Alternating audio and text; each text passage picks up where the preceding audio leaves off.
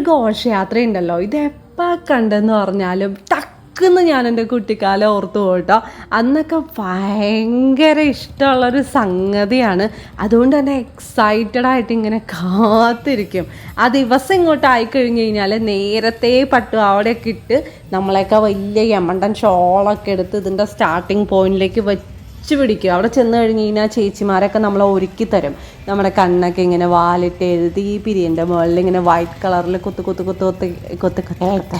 നമുക്ക് ഷോളൊക്കെ ഇങ്ങനെ സെറ്റ് ചെയ്ത് നമ്മളൊരു രാധയാക്കി അങ്ങോട്ട് ഇറക്കും. അങ്ങനെ ഞാൻ രാധയായി എന്നുള്ളൊരു ഭാവത്തിൽ ഇങ്ങനെ നടന്ന് അമ്പലത്തിലേക്ക് എത്തുമ്പോഴാണ് നമ്മുടെ രണ്ടാമത്തെ ഹാപ്പിനെസ്. ഒരു പൊതി അവൽ കിട്ടും, നല്ല ടേസ്റ്റാണ്. അതിനുശേഷം പിന്നെ വലുതായി കഴിഞ്ഞ് പാട്ടൊക്കെ പഠിച്ച് അരങ്ങേറ്റമൊക്കെ കഴിഞ്ഞ് കച്ചേരിയൊക്കെ ചെയ്യാൻ തുടങ്ങി കഴിഞ്ഞപ്പോഴും അവിൽ ഞാൻ വിട്ടിട്ടില്ല. അന്നും അവിൽ എൻ്റെ വീക്ക്നെസ് ആയിരുന്നു.